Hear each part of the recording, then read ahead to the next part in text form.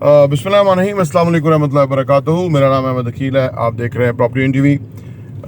पाकिस्तान की तकरीबन आधी आबादी ने अभी अभी उनके वोट बने हैं और अभी वो नए वोटर हैं। पाकिस्तान में जो जमहूरियत है उसको एक लग्जरी बना दिया गया है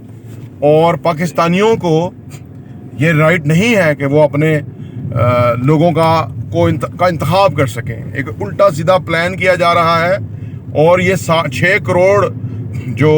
नौजवान हैं उनकी उमंगों के खिलाफ ही इस तरह के काम किए जा रहे हैं। आपका इसके बारे में एहसन क्या ख्याल है?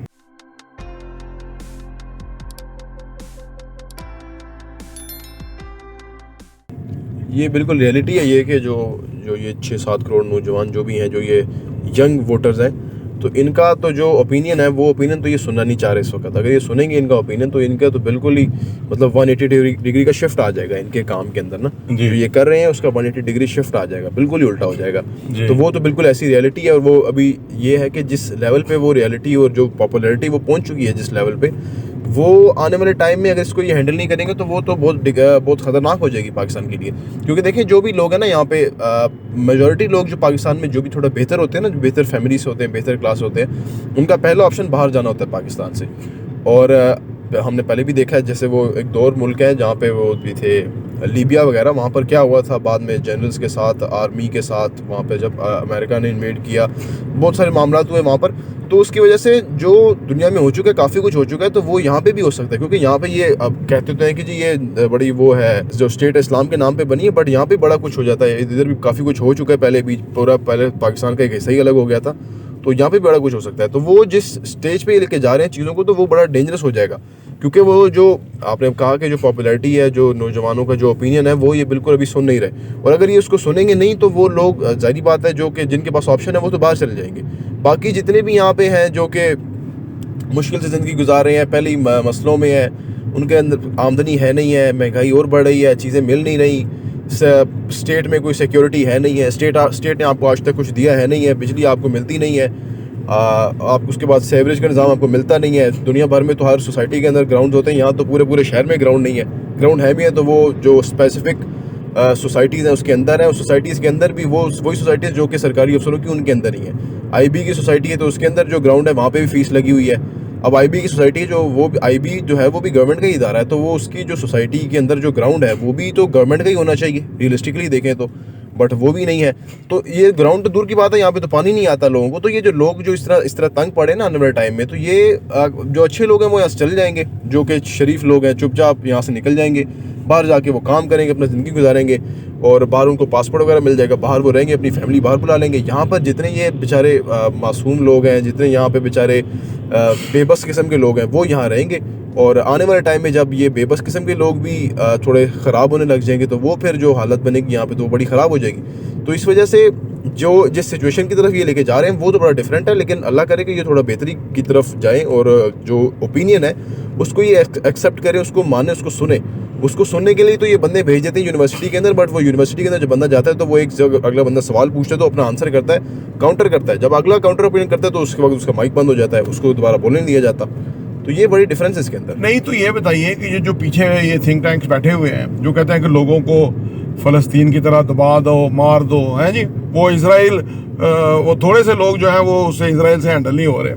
हैं जी। तो जो ये पीछे थिंक टैंक्स बैठे हुए हैं, क्या इनके दिमाग नहीं है या इनका एक्चुअली जो पीछे थिंक टैंक्स बैठे हुए हैं ना, उनका 3-4 साल 5 साल का टेन्योर है, उसके बाद उन्हें भी बाहर चले जाना होता है। तो इसकी वजह से उनके लिए इतना प्रॉब्लम नहीं है इस चीज़ के अंदर ना, उन्हें नहीं बाहर चले जाना, उनकी फैमिली नहीं बाहर चले जाना, तो उनके लिए इतना प्रॉब्लम नहीं है। उन्होंने बस अपना टाइम पास करना है,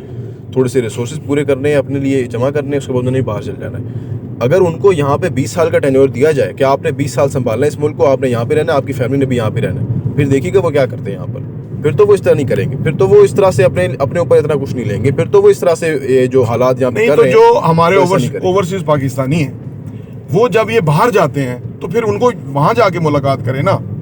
बेल्जियम में मिले, ऑस्ट्रेलिया में मिले, बड़े बड़े जो बने हुए वहाँ पे मिले ना जाके उनको। बिल्कुल, जैसे नवाज शरीफ को मिले थे वहाँ पे, बिल्कुल, तो वो तो तंग आ गया था, उसने कहा मेरी जान छूटे, मैं यहाँ से निकलूं। ऐसे मिले کہ وہ وہاں پہ وہ پروٹیسٹ تو کافی کرتے ہیں لیکن وہاں پر آپ کو پتہ ہے کہ اسٹیٹ ہے یہاں پہ تو اسٹیٹ کے نام پہ مذاق ہے یہاں پر کیا اسٹیٹ ہے وہاں پہ تو پھر اسٹیٹ ہے تو وہ ذرا تھوڑا لا کو اوبے کرتے ہیں تو اس وجہ سے وہاں پہ وہ اپنی لمٹس کو ایکسیڈ نہیں کرتے ورنہ ملتے وہاں پہ بھی ہیں وہاں پہ بھی وہ پروٹیسٹ کرتے ہیں کوشش کرتے ہیں وہاں پہ بھی لوگ نیوز میں بھی آتا ہے دیکھنے میں بھی ملتا ہے تو وہاں پہ بھی لوگ کوشش کرتے ہیں ہم سے جو لوگ رابطہ کرتے ہیں کال پہ وہ کتنا اپنا دل سنا رہے ہوتے ہیں کہ یار ہمیں بڑا مشکل ہوتا ہے یہاں پر جب یہ لوگ آتے ہیں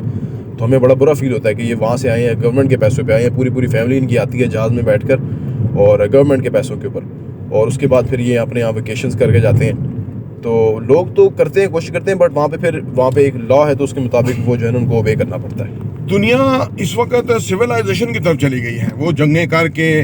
قتل و غارت کر کے وہ بہتری کی طرف چلی گئی ہے انہیں سمجھ آ گیا کہ اسے کوئی فائدہ نہیں ہے کیونکہ آپ اگر کسی کو نقصان دیں گے کسی کو ماریں گے پکڑیں گے خوار کریں گے تو کچھ نہ کچھ آپ کے ساتھ بھی ہوگا آپ کی اولاد کے ساتھ بھی ہوگا یہ تو ایک وائس پٹسا ہے نا